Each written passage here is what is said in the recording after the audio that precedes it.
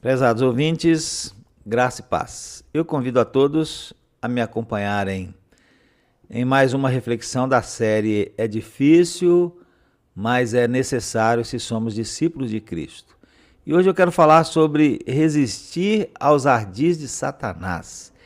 É difícil, mas é necessário resistir aos ardis de Satanás, se somos discípulos de Cristo.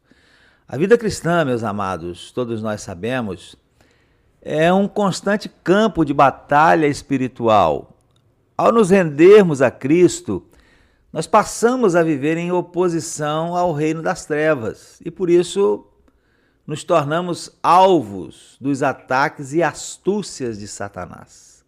A palavra de Deus nos alerta em Efésios 6, verso 11: revesti-vos de toda a armadura de Deus, para que possais estar firmes contra as astutas ciladas do diabo. Notem bem, ouçam bem. Astutas ciladas.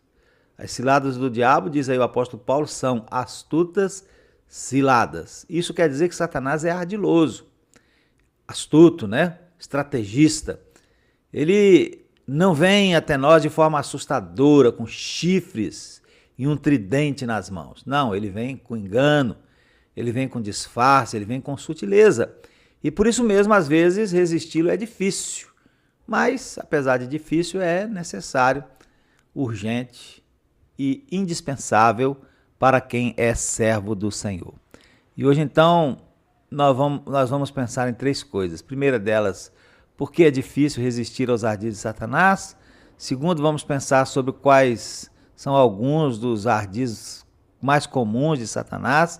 E terceiro, vamos pensar sobre como superar essas dificuldades.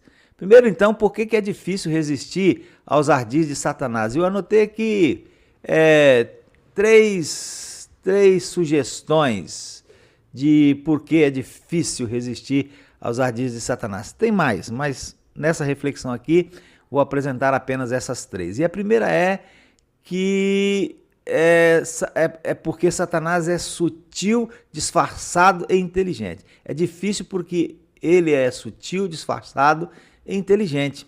2 Coríntios 11, verso 14, diz que Satanás se apresenta como anjo de luz. Ou seja, ele não se mostra como inimigo, vestido de inimigo. Não, muitas vezes os seus ardis vêm através de coisas aparentemente boas. Quando Jesus foi tentado no deserto, por exemplo, Satanás usou a própria Escritura, ainda que de forma errônea, né? Mas ele usou a própria Escritura para tentar desviar Jesus do seu propósito, da sua missão. Segundo, é difícil porque Satanás trabalha com as nossas fraquezas.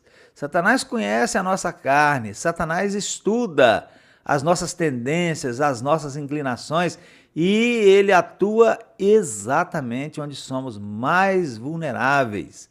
Por exemplo, para alguém com tendência à vaidade, ele normalmente vai oferecer elogios, vai oferecer oportunidades de destaque.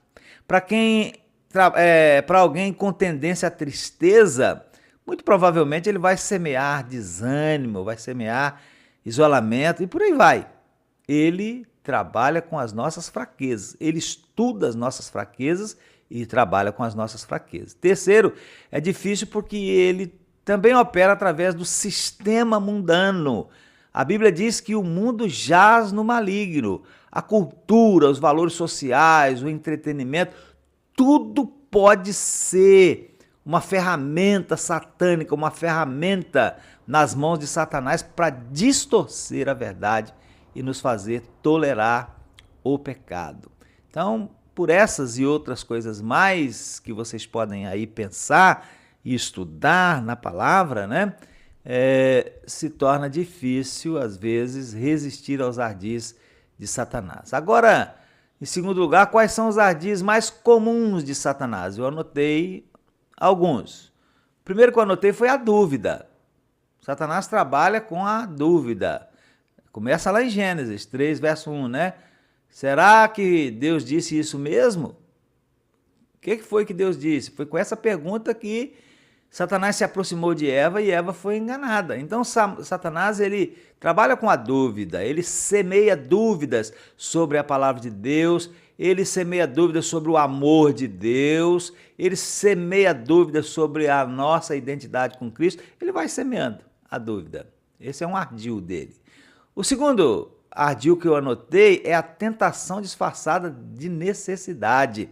Muitas das vezes ele nos tenta através daquilo que é legítimo, mas que fora do tempo e da vontade de Deus se tornam pecados. Por exemplo, o prazer é legítimo. O descanso é legítimo.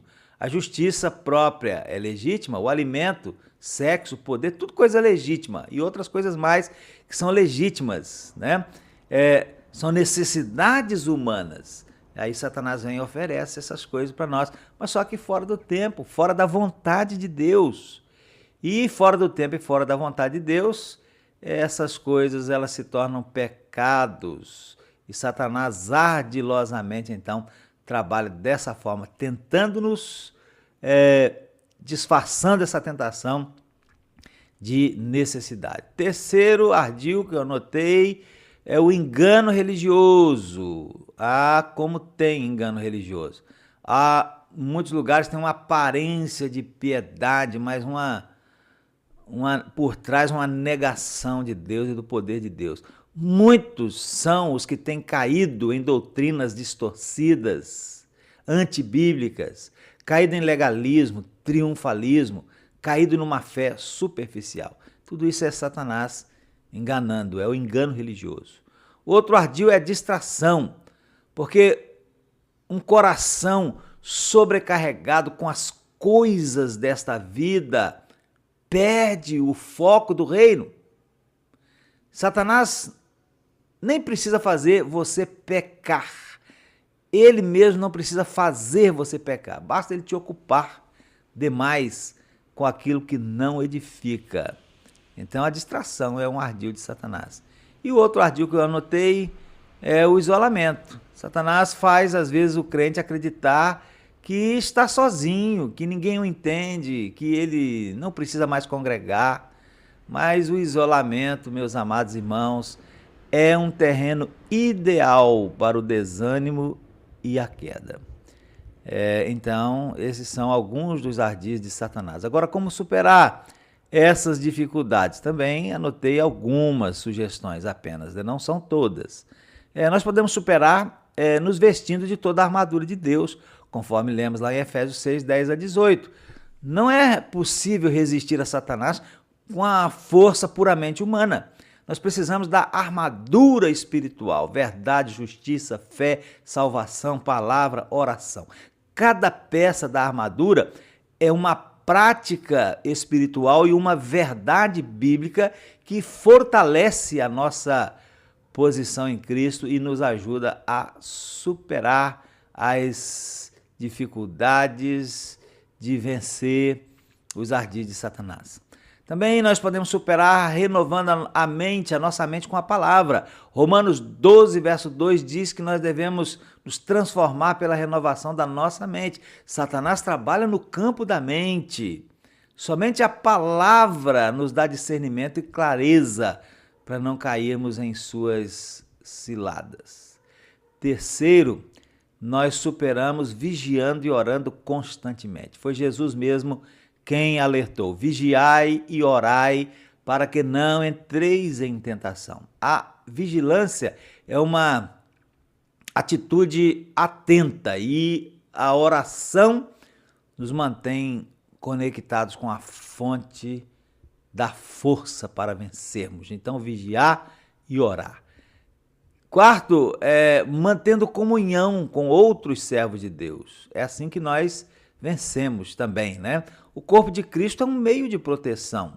Por mais dificuldades que a igreja tenha em frente hoje, ela é o corpo de Cristo, e o corpo de Cristo é um meio de proteção. O ferro afia o ferro. A comunhão traz encorajamento, ensino e disciplina. Um animal isolado é mais facilmente atacado pelo predador do que quando ele está com o rebanho. E assim também é na vida espiritual. E Por último, confessando e resistindo com firmeza. Tiago 4, verso 7 diz: sujeitai-vos a Deus, resisti ao diabo e ele fugirá de vós. Então, submissão a Deus é o primeiro passo. A resistência vem da firmeza na fé e da autoridade que temos em Cristo. Imagine aí, pensa aí, imagine um soldado em campo de guerra, mas despreparado, sem armadura, sem estratégia e sem atenção, sem alarme. Ele será vencido facilmente. Mas aquele que se veste, vigia, permanece em contato com o comando e anda com seus companheiros, pode até ser atacado, mas dificilmente ele será derrotado ou não será derrotado. E concluindo, meus amados, resistir aos ardis de Satanás é difícil, sim, é cansativo, exige disciplina, exige vigilância e renúncia, mas é necessário se realmente somos servos de Deus. Servir a Cristo, meus irmãos, é caminhar contra o fluxo do mundo, é caminhar contra a carne, contra o diabo, contra o mundo, a carne e o diabo. Por isso, eu quero encorajar você a se examinar, e eu também, né? Em que áreas você tem sido mais vulnerável? Onde o inimigo tem te atacado com sutileza?